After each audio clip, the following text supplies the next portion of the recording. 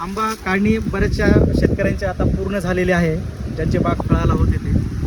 आंबा काढणीनंतर पुढच्या वर्षीच्या बहारासाठी किंवा फळ घेण्यासाठी आपल्याला जी आंब्याची आपल्याला पूर्वतयारी करावी लागते. त्याच्यामध्ये आपली छाटणी करणं हा एक महत्त्वाचा भाग आहे. बऱ्याचशा शेतकऱ्याला हा प्रश्न पडतो की आंब्याची छाटणी कधी करावी.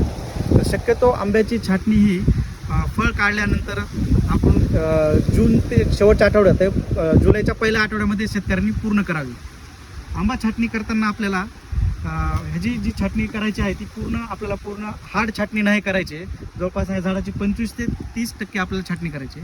आणि छाटणी करताना आपल्याला मेन मुद्दे जे लक्षात ठेवायचे आहेत ते किंवा आपला जो सूर्यप्रकाश आहे, सूर्यप्रकाश पूर्ण झाडाच्या सेंटरपर्यंत पडला पाहिजे.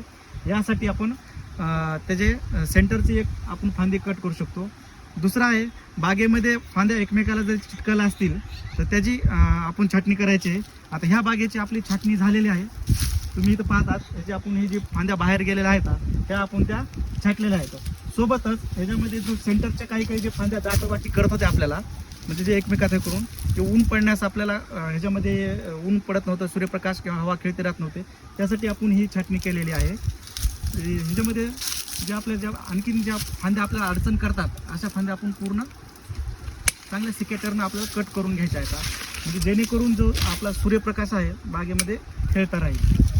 दुसरं, बऱ्याचशा बागेमध्ये आता आपण पर्णगुच्छ नावाचा रोग जो आहे, असा गुच्छा दिसतो याला बागेमध्ये काही प्रमाणामध्ये जर आढळून आला तर ही फांदी आपण बुडापासून पूर्ण आपण कट केली पाहिजे, कारण की हा परत आपल्याला पावसाळ्यामध्ये वाढतो.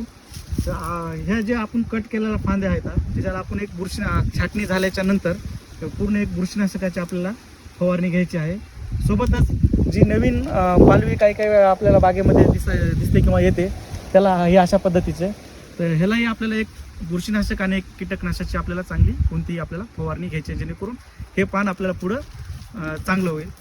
शक्यतो केसरमध्ये उशिरा छाटणी करणं शेतकऱ्यांना टाळावं, कारण की केसरला जो आपल्याला मोहर येतो तो 4.5 ते 5 महिन्याच्या काडीवर येतो.